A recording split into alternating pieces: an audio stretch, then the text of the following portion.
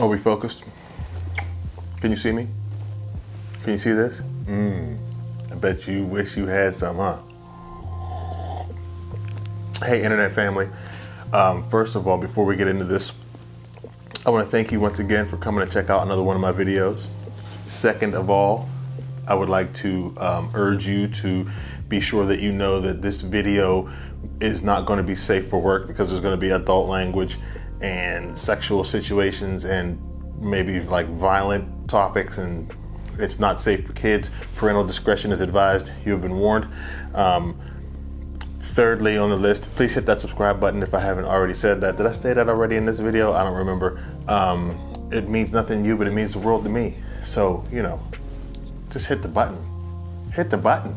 Hit the button. I'll wait for you. Go ahead, hit it. I'm gonna hit this. Do you like true stories? Do you like to read? Do people read anymore these days? If you like true stories, the reason why I'm asking is because I wrote this book. This is my book. It's called These Ones Are Mine. It says, everyone has stories. These ones are mine. Basically, that's all it is. This is, I think, 431 pages, close to 300,000 words, 32 chapters of all the wild shit that I can remember. No, I take that back. A lot of like a third of the wild shit from my life that I can remember in here. It's not like my life story. It's just my life's stories. And you technically could sit down and just read this from cover to cover and hopefully be entertained. But for me, the best way to read this book is to just go flip it open and then start reading at whatever asterisk you find, because I put asterisks in between the stories. See that asterisk? That's a new story. So yeah, this is the way the book came out. I'm very proud of it. Here's the spine of it. I did it all in Photoshop and other programs. The book is available on Amazon and Kindle for sale. You can get it as an ebook. I'm hoping to make the audiobook one day. Oh, so I definitely should mention that this book does have typos, okay? Not a crazy amount of horse shit or anything. I think it's, under the circumstances, written pretty fucking well. But the reason that there are typos in it is because I couldn't afford an editor. Like, I tried to hire my cousin to do the editing, and he wanted like $1,000 or something. It's like, like, to get a professional editor is insane. So basically, I looked at this thing in a computer as I typed it, and I looked at it and looked at it and looked at it and looked at it and edited it to the best of my abilities until I just couldn't stand looking at it anymore. And then I just got it published. And so there you have it. So what I'm gonna do is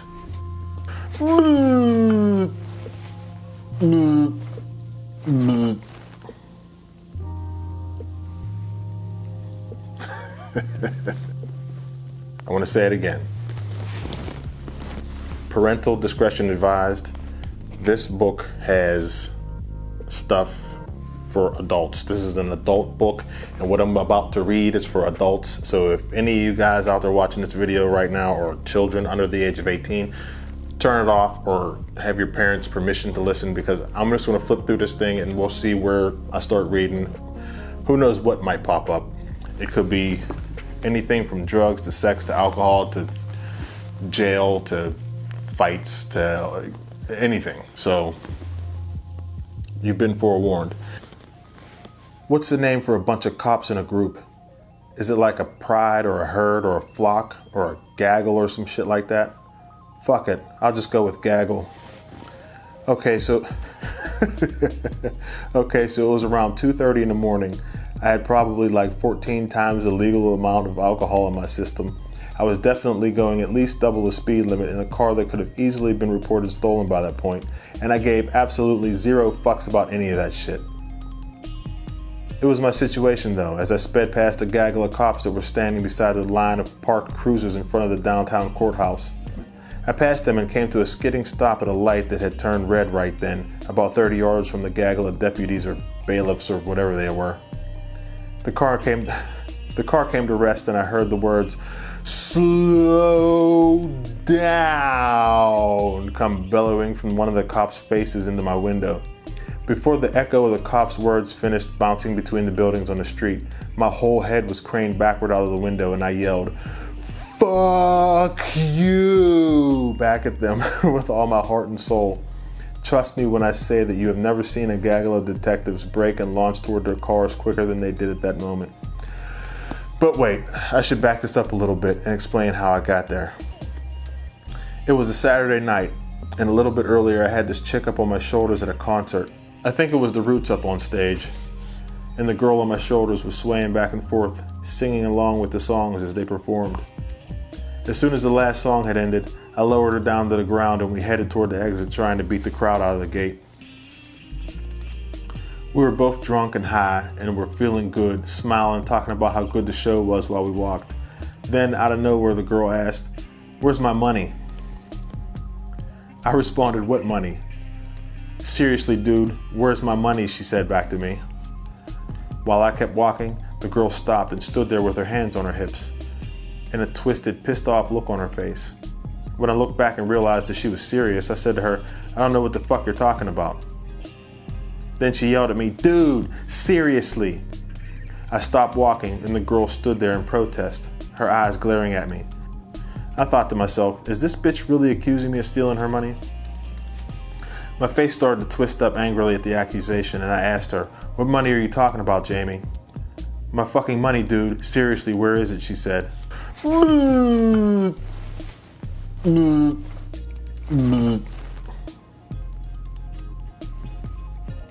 third oldest memory that I have in my brain was from the third oldest memory that I have in my brain is from when I was 3 years old and the white boy next door called me a nigger. My personal experiences with racist bullshit started there and haven't ever stopped. It's something that I've had to deal with on a consistent basis in one form or another for my whole life.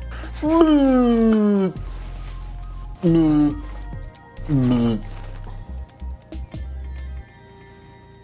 next story starts off with 5 of us in a car, and the 4 that weren't me were all screaming.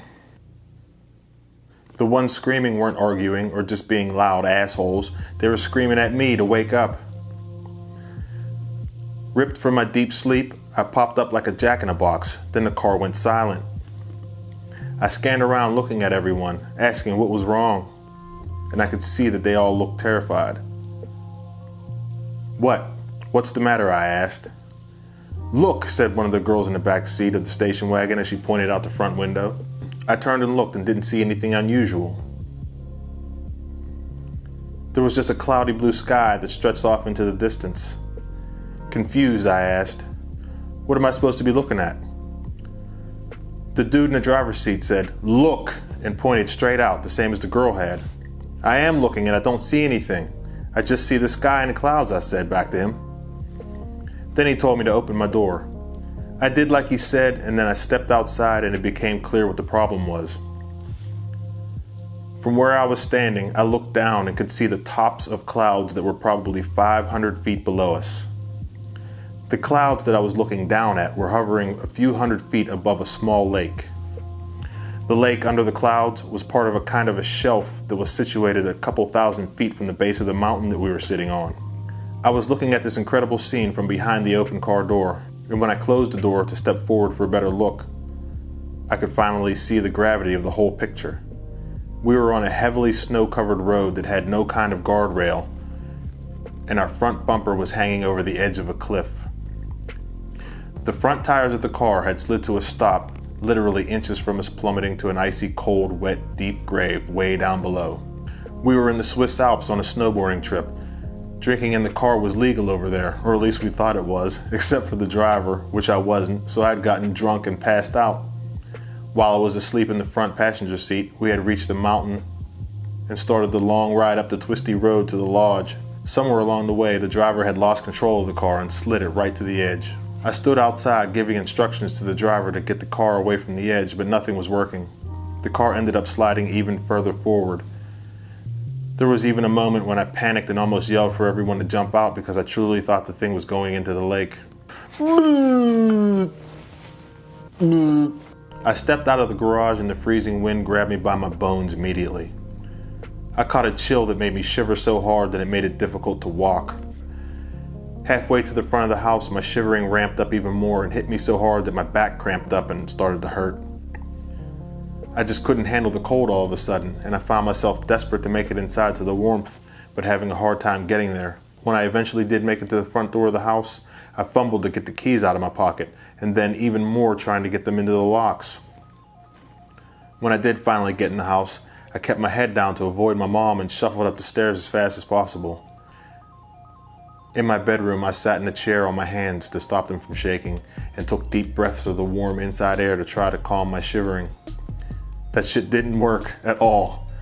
My body kept quaking and now it was hyperventilating on top of it. 5 minutes of trying to unsuccessfully calm my out-of-control breathing and slow my ever-increasing heart rate, and I went into a full-blown panic attack. Feeling like I was going to pass out and die convulsing on my bedroom floor, I had no choice but to call for help. I managed to hit speed dial from the main house line from my cell phone. My body got so rigid from trying to physically fight against the shivering that my jaw clenched up and I almost couldn't talk to my brother when he answered. All that I could manage to say was, "Tell Mom I smoked weed." Tell her to call 911. Of course, when my brother relayed the message to our mom, she came running upstairs and exploded into my room to see what was going on. I remember sitting there with my hands tucked under my thighs for the longest time and my mom grilling me with questions that I couldn't answer because my teeth were clenched together so tightly. The next thing I knew, a cop appeared in my room and he immediately started asking what drugs I was on and who I got them from, but I didn't answer any of his questions either. When the EMT guys showed up, the cop moved out of the way, but stood across the room with his arms crossed, staring at me as if to say, "I'll be right here because I'm not done with you yet, buddy."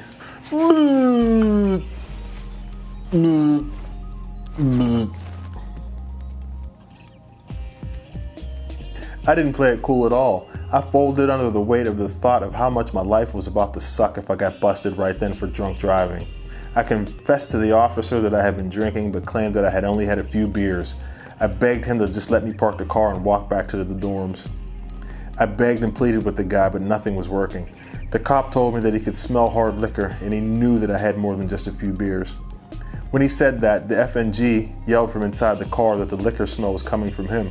"I'm fucking wasted! It's me! I'm hammered over here!" He said it, then passed out again. He kept waking up and saying it, randomly, just like when he was warning me to slow down. The cop wasn't buying it though. He said that he could tell that I was fucked up just by looking at me, and he made me do the full spread of sobriety tests right there. I failed all that shit horribly. The cop was shaking his head and rolling his eyes at my terrible attempts to touch my nose while balancing on one foot and whatever other crap that I had to try to do. It was comical, because before I was done with the test, the cop got a call on the radio asking if he was ready for the paddy wagon to come. He looked at me and said, "See, even the dispatcher knows you're drunk, dude." Right then, I thought the cop had seen enough and was ready to haul me and the FNG off to jail, but for some reason he didn't. Instead, the cop said, "Look, man, I mean seriously, you failed every single one of these tests. I'm gonna give you one more, and if you can pass it, I'll let you go. But if not, then I'm gonna have to take you in for driving under the influence." I don't know why he gave me that last chance. Maybe because I wasn't an asshole like most people are when they get pulled over. Or maybe because he just felt bad because I probably looked like I was about to cry. She was barely 5 feet tall, a probably 21-year-old black chick with a full head of long dreadlocks that were swinging back and forth as she stomped past everyone, screaming. She moved quickly, all the way to the front of the line, stopped, turned, and went back the way she came, eventually disappearing again. But she never stopped her loud ranting. A couple of minutes later, she was back, still yelling, this time followed by one of the linebacker-sized steroid muscle neck bouncers. As they moved past us, the bouncer kept reaching for the woman's arm, and she kept yanking away, until he finally hustled a little and caught one elbow. She flailed around like a fish on a hook, but he had a good grip and held her there firmly with one hand. With the other hand, he reached up to his neck and grabbed a white wire that was hanging down from the earpiece in his right ear, lifted it to his mouth, and spoke into it like Secret Service agents do in movies. The woman grew increasingly violent. At this point, her struggling to get away escalated into her throwing punches at the bouncer with her free arm and trying to kick him in the nuts with either leg. The bouncer managed to avoid all of it. When he was done speaking into the little communicator, he dropped the little white wire back to his chest and grabbed the chick's other arm and pulled her close so that she was facing toward the crowd line with her back pinned to him. This next part is a little hard to describe, but it's important for the visual, so I'll do my best. Somehow, the feisty little broad managed to get her body away from his and then dropped down to the floor with the bouncer still holding her arms. As she dropped down, she raised her arms up over her head and the bouncer let his grip slide to her wrists and then yanked backwards so she fell back and he drug her on her heels by her wrists. At that very moment, another identically built muscle-necked bouncer appeared out of nowhere, moved to the woman's legs while avoiding a barrage of straight kicks aimed at his face, grabbed both of her ankles, and pulled in the other direction until the chick was off the ground. The two big dudes pulled on the wiggling, screaming woman until she was taut, like two soldiers at a ceremony folding an American flag. That's when the giant arrived. 7 feet tall, 400 pounds, mostly muscle. That's my best guess at the stats on the enormous motherfucker that came blazing down the hall next. His size was on a level that had to make him the subject of constant staring and chatter everywhere he went. But it wasn't the most shocking thing to me about him right at that moment. Something else immediately struck me about him that didn't have anything to do with the fact that he was wider than both me and the guy next to me standing side by side, and so tall that the top of his head was only a few inches from the ceiling. That shit was trivial. What had my attention was the look on the face of that Manosaurus. I'll never forget it. Do this. With your eyes wide open, look straight ahead across whatever space you're in, then roll your neck forward until your chin is close to your chest while still looking straight ahead. And at the same time, make the biggest teeth-clenched ear-to-ear grin that you can and take a selfie of it with your cell phone. Now look at that picture. That was his face, only his head was probably 4 times the size of yours. His big dark-ass eyes were deep set in his skull, and his smile was beyond sinister.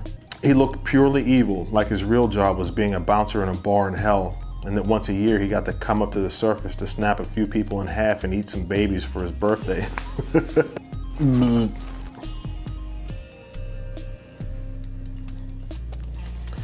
There was a sidewalk to the right of us, but it was super dark out, and I couldn't tell what was beyond it. She told me to keep the lights off, turn to the right, and ride up over the sidewalk into the dark. I did what she said, and we slowly rolled over it, and then kept moving forward about 50 yards until she told me to stop again. Okay, put it in 4-wheel drive, she said next. I did it, and then she said, punch it, so I punched it. We were in the grass now. I could see it in the light from the moon. We were in a big open field, and the Wrangler's tires were digging ruts through it everywhere we turned. In between her fits of laughter, the girl was yelling out commands like, stop, now do a figure 8, and now do it again in reverse. She had me basically till that field with her Jeep's tires, and then before telling me to take off out of there, she made me stop again in the middle of it. This time she pointed off into the distance and said, go get that. I didn't see anything, but the adrenaline was pumping. So I jumped out and ran in the direction she pointed until I came to a long skinny thing that was sticking out of the ground. I yanked it up and ran back and threw it in the back, and we got the hell out of there. We got down the road some and she said to stop, and she went and put the plate back on. I looked in the back at the thing I had stolen out of the ground for her, and it was a long ass flag with a number on it.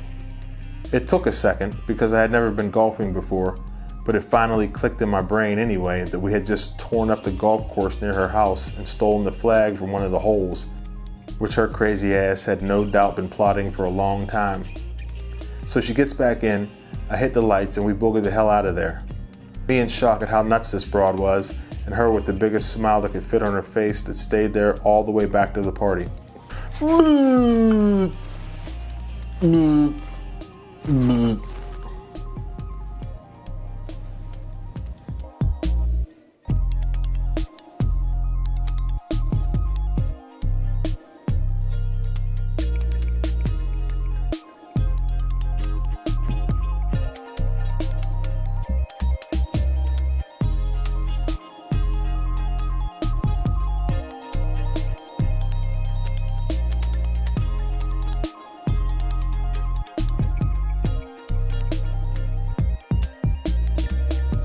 Fast forward to the next year, and me and my friends were meeting at the bus stop early damn near every morning to smoke before school.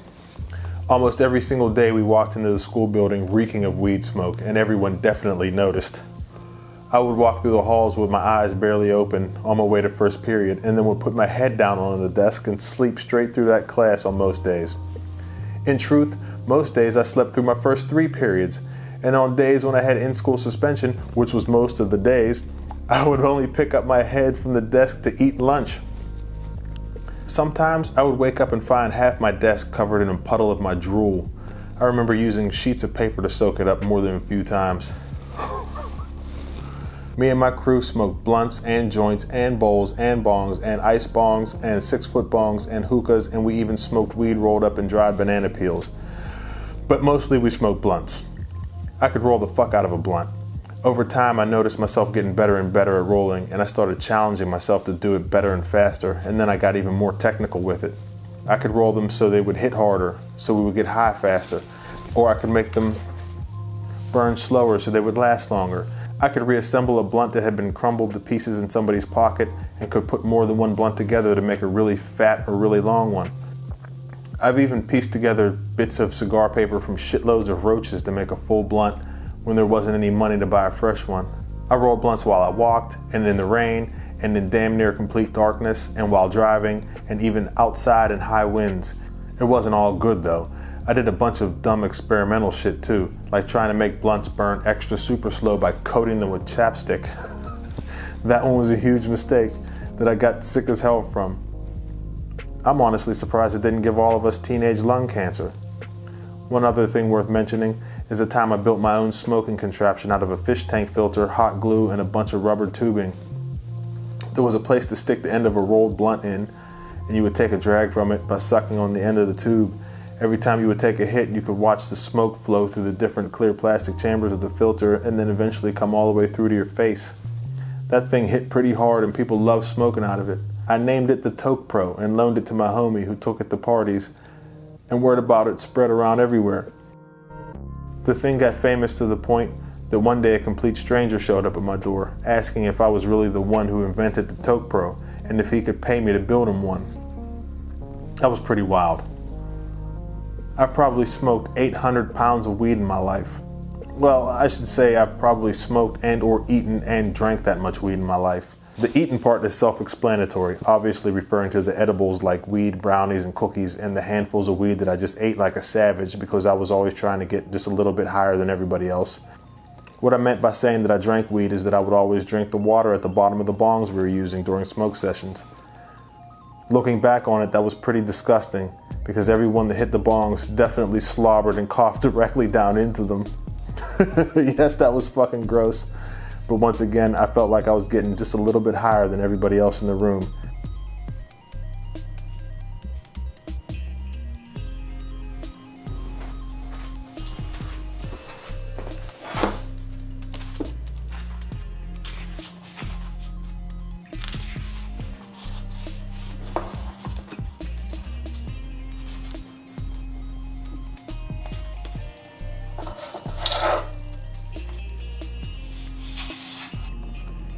I was half happy that he had finally backed the fuck off and half uncomfortable because 5 minutes into meeting my buddy's new chick, I had made her kid cry.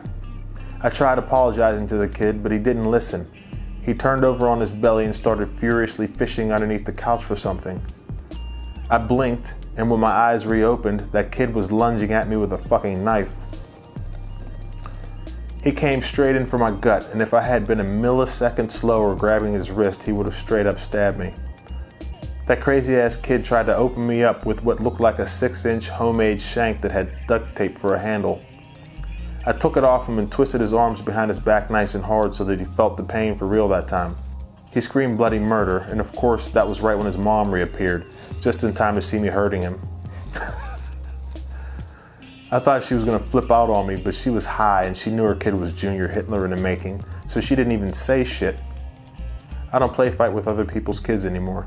Well, except for that one time when I was play fighting with another friend's stepson, and he ended up with blood running down his face and head because I accidentally tossed him up into the spinning ceiling fan. I stopped play fighting with other people's kids altogether after that one. I went apeshit trying to get at that dude. I reached in the little window and grabbed him, trying to pull him out. He yanked away from me and disappeared into the building. I tried to climb in through the little windows and probably busted them off their hinges in the process, but couldn't get my body through the hole. I wasn't done yet though, and I headed to the menu board and yelled at the speaker for whoever was in there to send the dude outside. I kicked the menu board in and then got in my car and drove over the speaker box. I ripped down the streamers that were hanging from the roof and tried to kick in the front door. I was literally out of control and was screaming like a raving lunatic for the dude to come outside so that I could murder him. The dude never came outside, but enough time had passed that the girl's shift had ended and she came running outside asking what the fuck was wrong with me. She got in my face trying to calm me down and said that we had to go now because the cops were on the way. I did finally calm down and we got in the car, and as we sped off, the girl said that we might be okay as far as the cops were concerned. She explained that weirdly enough, the person that called the cops on me gave them the wrong description of my car. My car was black with one white door, and the description given was of a white car with one black door. Either way, I didn't give a damn. I was maybe the angriest I had ever been. And after dropping the girl and my homie off at their houses, I went to the drive-through dude's house and drove my car through his front door. I didn't see him for a while, but then the dude eventually showed up at my house with a gun. He didn't say much, just that he knew that I had broke down his door and basically made an indirect threat saying that I shouldn't do anything like that again. Luckily, enough time had passed that I wasn't angry anymore, or I would have made him shoot me. Instead, I just told him that he had started that shit, not me, and he walked away.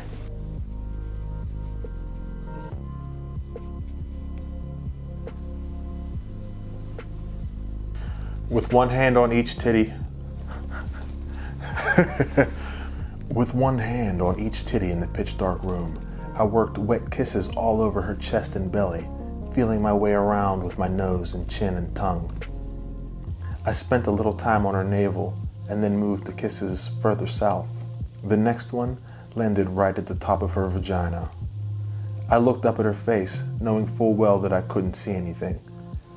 I was getting ready though, because I wanted to hear the noises she would make when I used my tongue to put a little bit of pressure on her clit. One more kiss and I would have been right there where I wanted to be. But right there at that moment, a strong waft of a foreign odor rushed up my nose, stopping me in my tracks. The girl was super worked up and breathing heavy, and she rubbed her hands all over my head and tried to pull my face into her pussy. My head was locked in place though, something wasn't right. She was a clean girl, never having so much as morning breath, at least not when she was around me, for all the years that I had known her.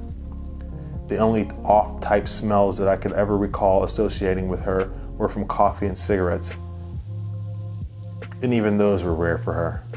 Right then though, with my face an inch away from her pussy, my nose was sounding an alarm in my brain, warning me not to go down on that girl. What the smell was the question, and I needed to figure it out quick because I was horny.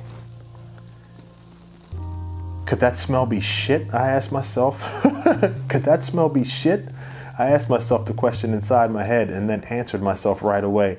Yes, that is the smell of fresh dookie fumes flowing into my nose, and it's coming from this girl's box, I thought to myself.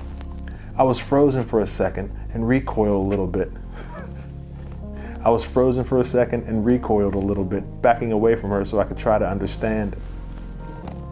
Does she wipe from back to front, I thought? Oh my God, I hope not.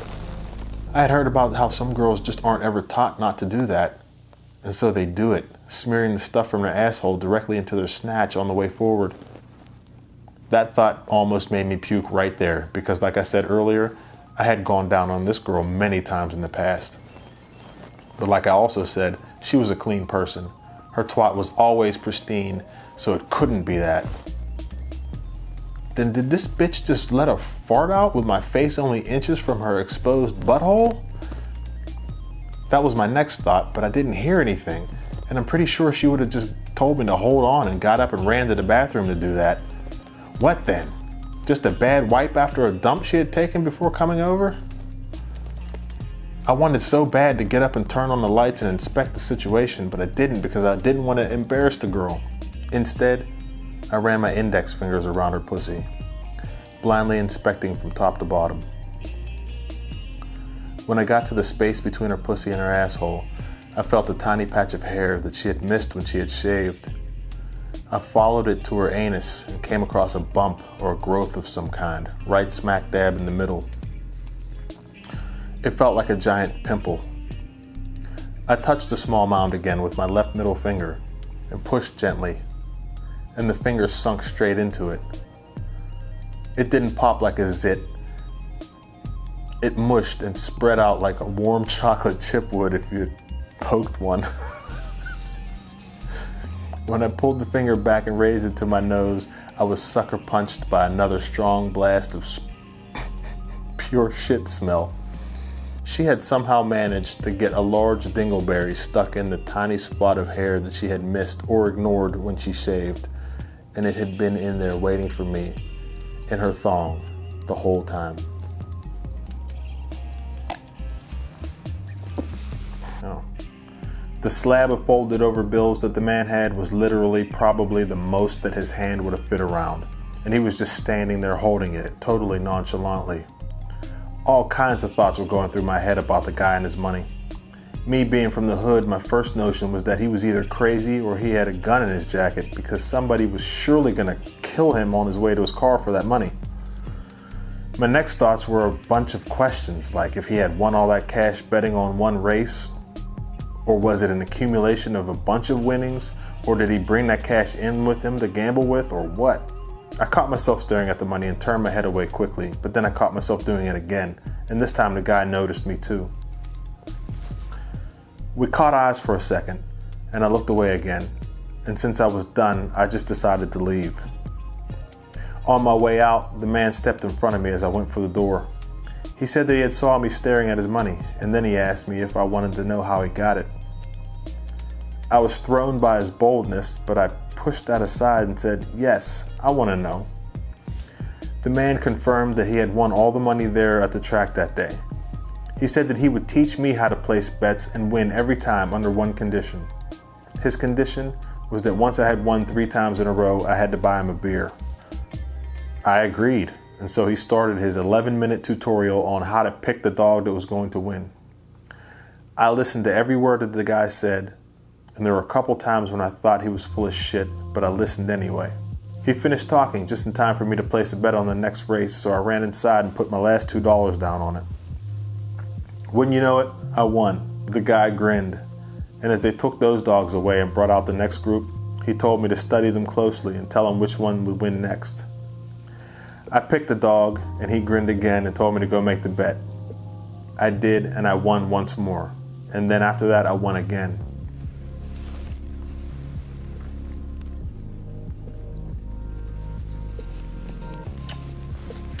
Back when I used to sell weed, a dude came to my house for some, and while he talked, he asked me if I knew anyone that wanted to buy any burners. I didn't know what burners were, so I asked him what he meant. Burners, he said. You know, heat. A gat. A biscuit. A strap, yo. When I heard him say strap, I knew what he meant, but before I could respond, the dude showed me what he was talking about.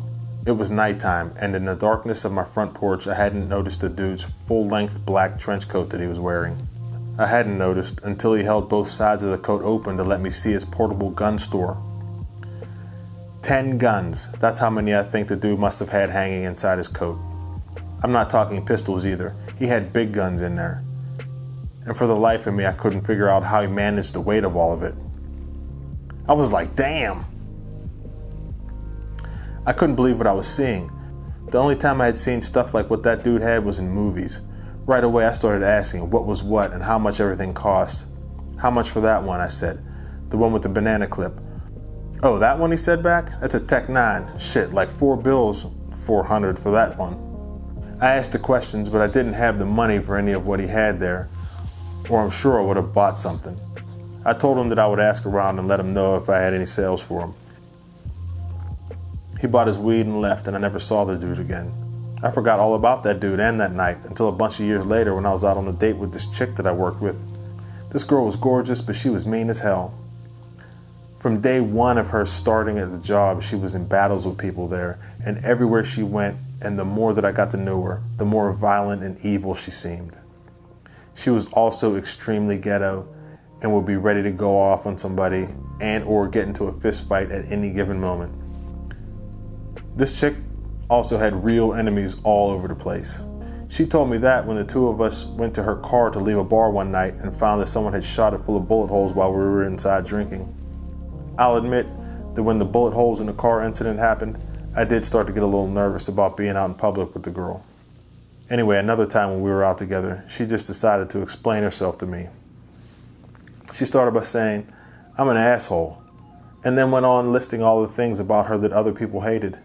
While she talked, we drove past my house, and it happened with perfect timing because she had just come to the part in the story where she explained exactly why she was the way she was. "My brother was murdered, and ever since then I just don't give a fuck about anything," she said. "My brother was murdered by the dude that used to live right there." As she said it, she pointed out the car window to the house right next door to my mom's house. She was talking about the dude with the coat full of guns. Listening to her, in my mind, I was suddenly back on the porch that night way back when.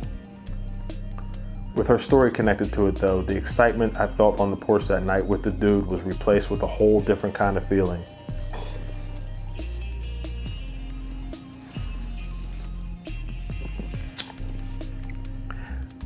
I could only imagine the faces of everyone sitting in that waiting room, because you'd have thought they were peeling the skin off my dick with a piece of broken mirror from the way that I yelled out.